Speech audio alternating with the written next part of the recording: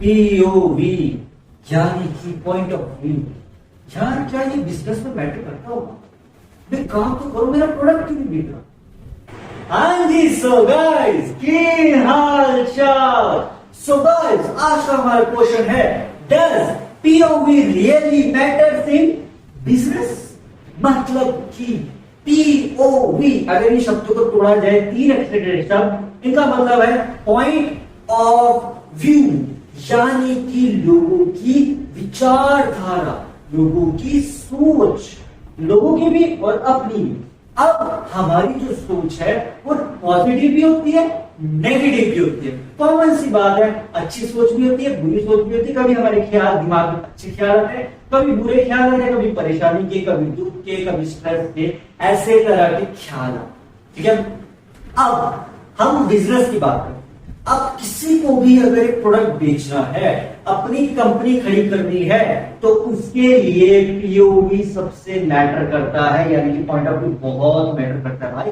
क्योंकि अगर आपका प्रोडक्ट, आपका ब्रांड लोगों के साथ रिलेट कर गया, मतलब लोगों के साथ कनेक्ट हो गया, तो कॉन्ग्रेचुलेशन, आपका बिग ब्रांड भी है, प्लस आपका प्रोडक्ट सेल टॉप की है।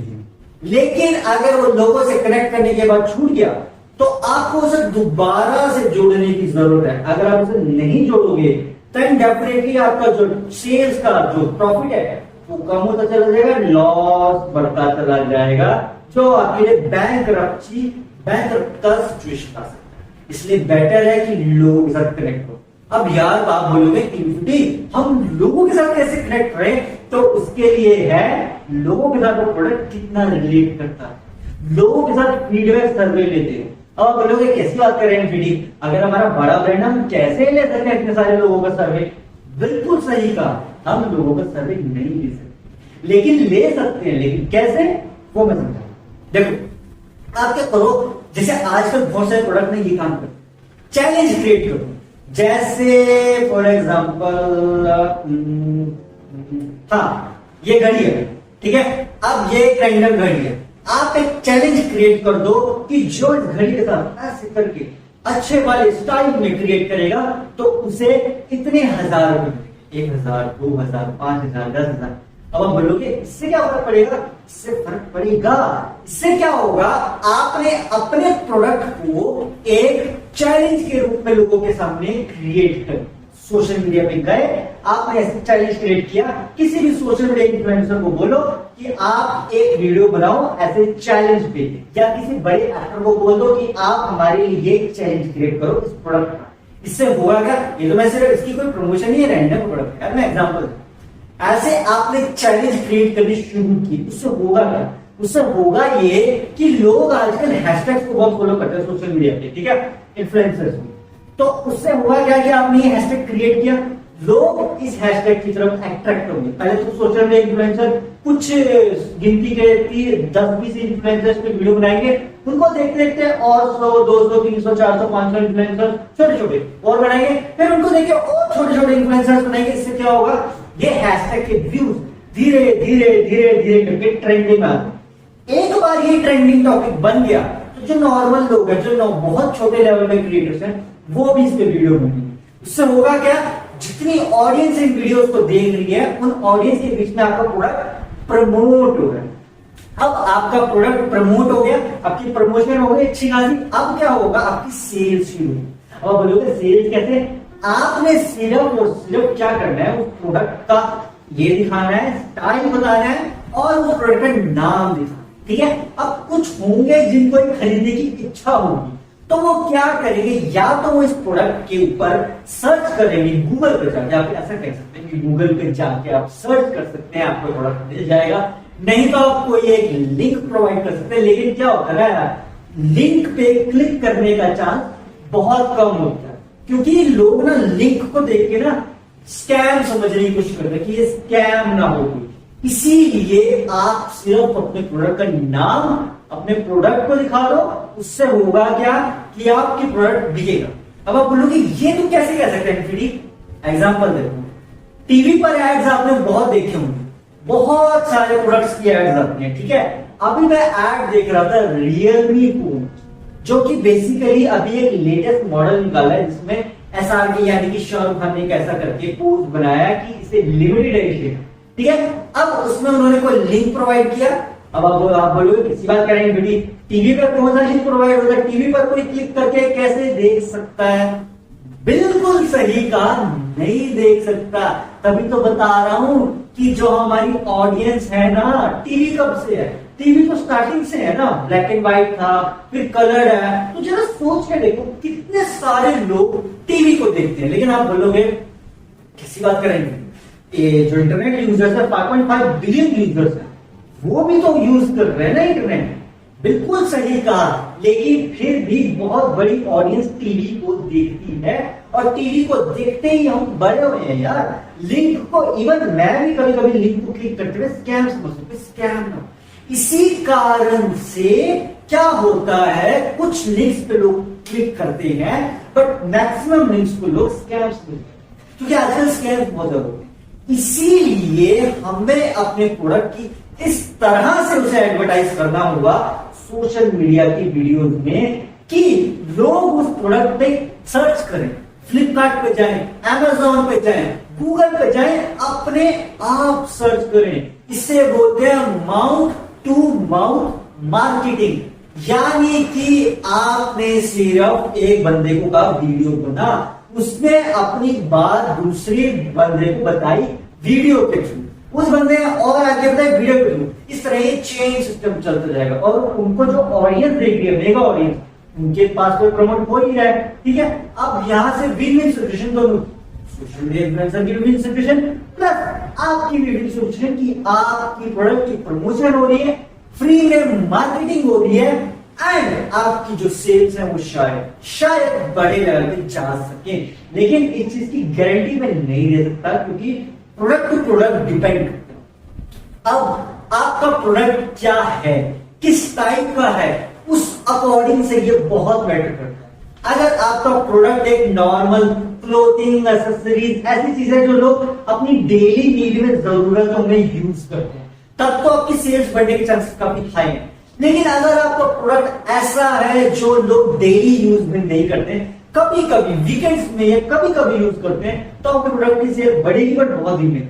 बट कोई ऐसा प्रोडक्ट है जो बहुत कम यूज करा जाता है, मतलब महीने में एक बार या साल में, तब आपकी सेल्स बढ़ने के चांसेस बहुत कम। इसीलिए हमें ऐसे प्रोडक्ट को प्रमोट करना चाहिए, ऐसा बिजनेस करना चाहिए जिसकी मार्केट कैपिटल, एटलीस्ट ऑडियंस का मार्केट कैपिटल डेली नीड्स में सबसे ज्यादा हो।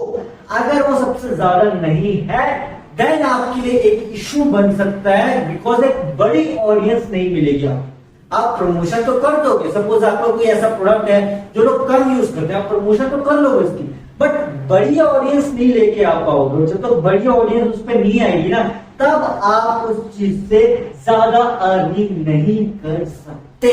अब आपको एक एग्जांपल देता हूं, जियो सिनेमा का नाम सबने सुना?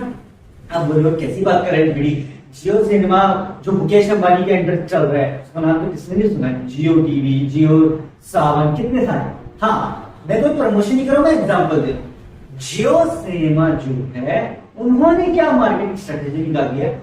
बहुत सारे ओटीटी प्लेटफॉर्म्स है, Netflix, Amazon prime, Disney plus Hotstar and और भी है बहुत सारे छोटे छोटे आजकल तो लोकल रीजनल लैंग्वेजेस में बहुत सारे ओटीटी प्लेटफॉर्म, ठीक है। कंपटीशन बहुत बड़ा है, लेकिन हमें टायर 2 और टायर 3 की ऑडियंस को टारगेट करना है। टायर 2 टायर 3 की ऑडियंस कौन सी है? वो ऑडियंस जो गांव में या शहर में रहती है, मतलब कम सैलरी पे, मतलब बहुत ज्यादा, मतलब ये समझ लो ज्यादा कमाने वाली नहीं है, 10 से 20 हजार के बीच में सैलरी रहती है, शायद उससे भी कम, 10 हजार तो मिनिमम रहता है, उससे ऊपर जा सकती है, उससे कम नहीं होगी, क्या पता कुछ की वो भी कम। हम गारंटी तो नहीं करते ना सबकी 10 हजार होगी, ये बात बिल्कुल सही है, हर किसी की हम गारंटी नहीं। अब यहां पे क्या किया, सारे ओटीटी प्लेटफॉर्म का सब्सक्रिप्शन प्राइस कितना है? नेटफ्लिक्स का 199 पर मंथ, अमेजॉन प्राइम का 129 पर मंथ एंड ये क्या बोलते हैं डिज्नी प्लस हॉटस्टार का, इसका भी आई थिंक इतना ही है। कुछ प्लेटफॉर्म्स हो छोटे बड़े जो 99। जियो सिनेमा का मंथली सब्सक्रिप्शन कितना है? 29 रुपीज पर मंथ। अब आप बोलोगे हैं इतना कम? लिटरली कितना, 3 गुना से भी ज्यादा कम। अब आप समझो ना सी मार्केटिंग स्ट्रेटेजी। अभी कम है, क्या पता है फ्यूचर बढ़ जाए। अभी डिमांड अट्रैक्ट करी जाएगी, ऑडियंस को निकाला जा रहा है। एक बार ऑडियंस आ गई देन तो फिर प्राइस कितना मर्जी रख लो। अभी आईपीएल फ्री है, इन फ्यूचर फ्री होगा, इस बात की आप गारंटी दे सकते हो कि अभी फ्री है, इन फ्यूचर फ्री होगा। जियो जब लॉन्च हुआ था 2016 से लेकर 2017 के बीच में, जियो बिल्कुल फ्री था। अब फ्री है? नहीं फ्री है। और अब तो टैरिफ लाइन के बाद और महंगा हो गया। क्यों भाई, क्यों महंगा किया? फ्री में रहते ना, 2016 से लेके अब 2024 आ गया, 8 साल में फ्री रखते सारा टाइम? नहीं ना।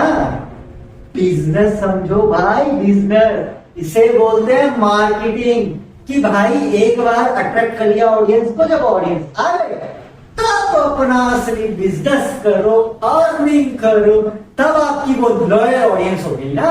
वो एग्जांपल तो सुना होगा आपने, क्वेश्चन पूछा जाता है आपको अगर 3 मिलियन लॉयल ऑडियंस मिले तो आप क्या करोगे? तो वो क्या बोलता है कि मैं खरबपति बन जाऊं। और खरबपति कैसे बनता है कि 3 मिलियन ऑडियंस अगर मेरी फ्रेंड है तो मैं उनको एक टॉफी तो बेच सकता हूं ना। तो वो एक टॉफी मैंने लॉन्च करके बेच दी, अब 3 मिलियन कस्टमर्स होंगे, वो 3 मिलियन कस्टमर्स मुझे 3 मिलियन रुपीज देंगे। फिर उसके बाद मैं फैक्ट्री लगा के और प्रोड्यूस करूंगा, तो वहां से होगा ना खर्च। ये एक बिजनेस पॉइंट ऑफ व्यू से समझा रहा हूं। अब आते हैं POV point of view. Point of view तो सबसे ज्यादा मैटर करता है भाई।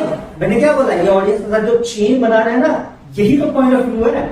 अगर हमारा प्रोडक्ट उनके साथ रिलेट करते हैं, रिलेट मतलब उनका पॉइंट ऑफ व्यू, उनका पीओवी मैच कर गया, तो आपका प्रोडक्ट बिकेगा ही, सेल्स भी बढ़ेगी। लेकिन अगर आपका पीओवी यानी कि पॉइंट ऑफ व्यू के साथ कनेक्ट नहीं करा, आपके प्रोडक्ट जो है उसकी रिलेटेबिलिटी के साथ नहीं हुई, तब सेल्स कम होगी। यही रीजन है कि हमें लोगों का कस्टमर फीडबैक सर्वे लेना पड़ता है, जैसे कि एप्स पे लिया जाता है। यार गूगल प्ले स्टोर पर जाके देखो, गूगल प्ले स्टोर पे कोई भी ऐप लॉन्च होगा, चाहे वो छोटा हो, बेकार हो, बहुत बेकार हो, अच्छा हो, बहुत अच्छा हो, सबका एक फीडबैक होता है, कमेंट बॉक्स ओपन होता है। उस कमेंट बॉक्स से आपको पता चलता है कि हाँ कितने लोगों ने आपको प्रोडक्ट को 5 स्टार रेटिंग दिए, 4 स्टार रेटिंग दिए, 3 स्टार, 2 स्टार, 1 स्टार। ये सारी रेटिंग उनका पीओवी शो करती है, यानी कि पॉइंट ऑफ व्यू शो करती है कि ये जो रेटिंग दे रहे हैं वो हमारे प्रोडक्ट को, हमारे ऐप को, वो कितनी दे रहे हैं। अब आप यहां से एक कैलकुलेशन करते हो, अगर आपके प्रोडक्ट की 79% रेटिंग 5 स्टार है और 62% रेटिंग 4 स्टार है और 47% रेटिंग 3 स्टार है और 20% रेटिंग 2 स्टार है और 1 स्टार की रेटिंग 10% है, तो आपको लगता है नहीं यार ग्रो किया हमारा प्रोडक्ट की जो रेटिंग है, इसका मतलब कि हम सही डायरेक्शन में चल रहे हैं, हमें और इसे इंप्रूव करते रहना चाहिए। लेकिन अगर आपकी 5 स्टार रेटिंग हटके 4 स्टार रेटिंग भी हटके 1 स्टार रेटिंग बढ़ रही है, देन आप कोई गलती करो, तब आप ढूंढो कि आप क्या मिस्टेक कर लो। आप पढ़ो लोगों के कमेंट्स, क्यों लोगों ने 1 स्टार रेटिंग या 2 स्टार रेटिंग दी है। क्योंकि देखो क्या होता है ना, ये ऐसे जाता है सेटिस्फैक्टरी, अनसेटिस्फैक्टरी या बिल्कुल ही वर्स्ट वाली सिचुएशन, या एक ऊपर होता है फुली सेटिस्फाइड। इसी तरह से यूट्यूब भी फीडबैक लेता है हमसे, सेम एप्स भी फीडबैक लेते हैं। अब कोई भी बिजनेस हम करें या ब्रांड करें या तो प्रोडक्ट लॉन्च करें, वहां पे ये पीओवी बहुत मैटर कि अगर आपका प्रोडक्ट ऑनलाइन अवेलेबल है तब तो आप फीडबैक ले सकते हो, ठीक है, आप फ्लिपकार्ट पे अमेजोन से फीडबैक ले सकते हो लोगों का। लेकिन अगर आपका प्रोडक्ट ऑफलाइन है तब आप कैसे फीडबैक लोगे? अगर आपका प्रोडक्ट ऑफलाइन है तब आप फीडबैक इन द सेंस ऐसे ले सकते हो कि लोग आपके प्रोडक्ट को यूज करने के बाद कितनी बार उसे और खरीद रहे हैं। मतलब कि अगर आपका काम ऑफलाइन है तो आप ये देखो कि आप का जो प्रोडक्ट है वो लोग कितनी बार सेम कस्टमर खरीदने आ रहा है। अब आप लोगों को ये कैसे पता चलेगा? देखो आप अपना अगर ऑफलाइन काम करना चाहते हो ना, तो ये जो होते नहीं किराना स्टोर, इन पे अपना सामान डाल दो, प्रोडक्ट डालते रहते हो। अब आप यहां से अंदाजा लगाओ कितने किराने स्टोर से आप फीडबैक लो, कितने लोग रिपीटेडली एक ही आपके प्रोडक्ट को खरीद रहे हैं। अगर आपको ये चीज पता चलेगी कि कितने प्रोडक्ट खरीद रहे हैं और कैसा फीडबैक दे रहे हैं, किराने वाला दुकान तो ऐसे ही पूछ सकता है ना, वो बता देंगे।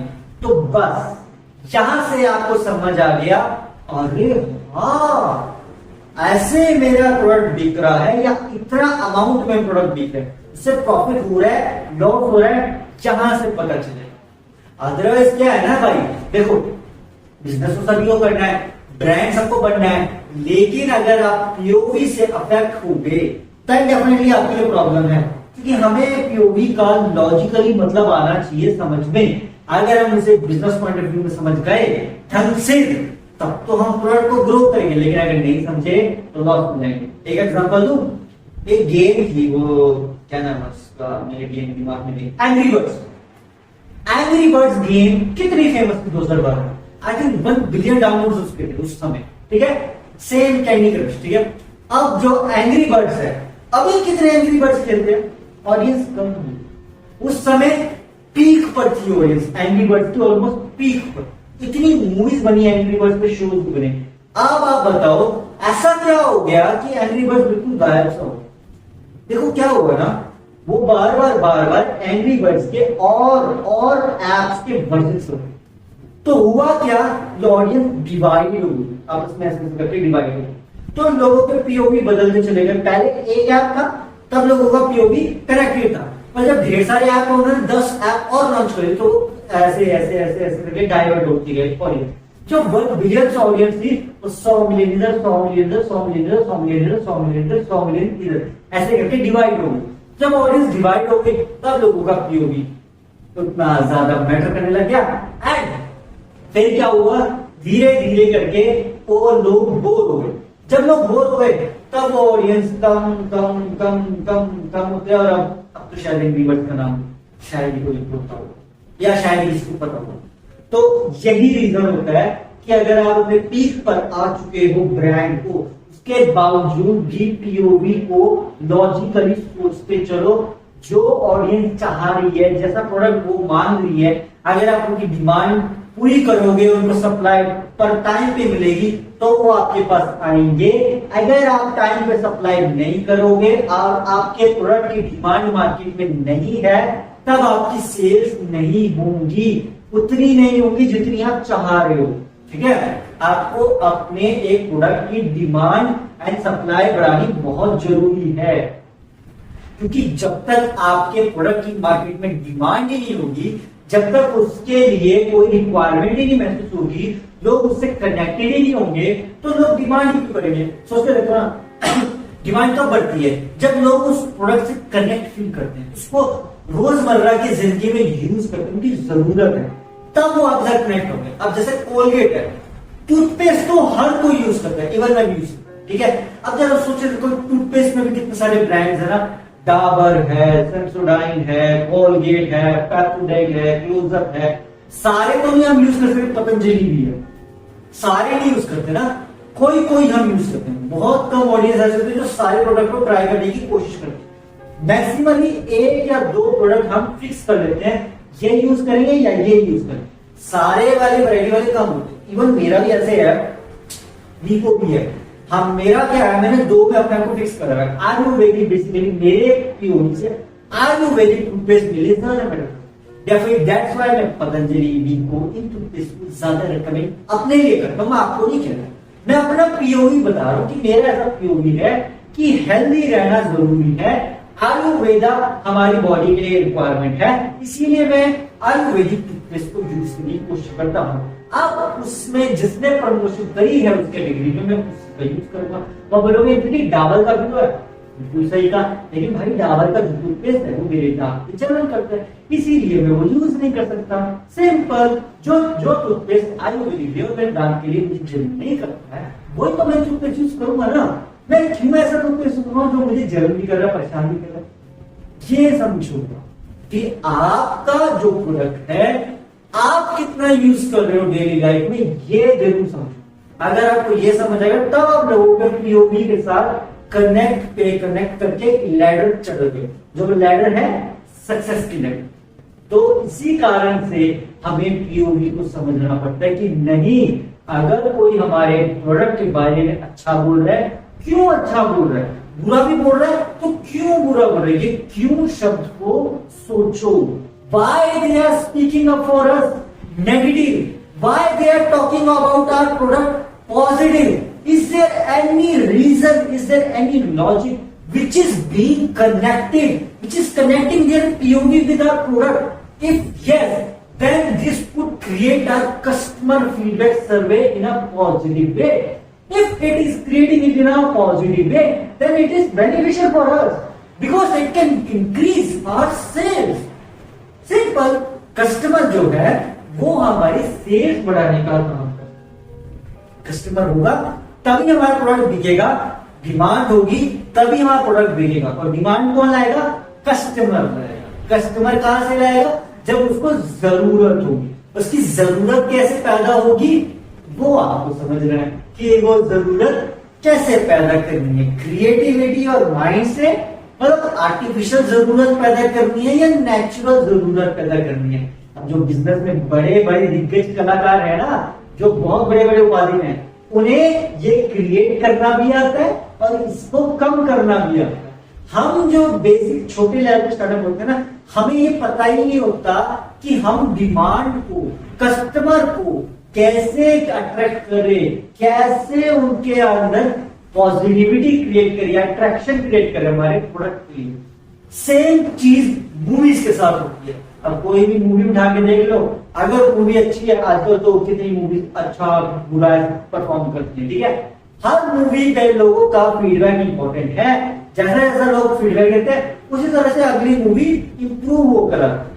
वो भी तो एक प्रोडक्ट है ना, मूवी से भी तो पैसे कमाती है ना, तो वो भी तो प्रोडक्ट हुआ ना उनका, कि वो एक ब्रॉडकास्टिंग प्रोडक्ट है, मीडिया कंटेंट, ठीक है। अब वो उनका कंटेंट जो है लोग कितना पसंद कर रहे हैं, कितना नहीं पसंद कर रहे हैं, वहां पे।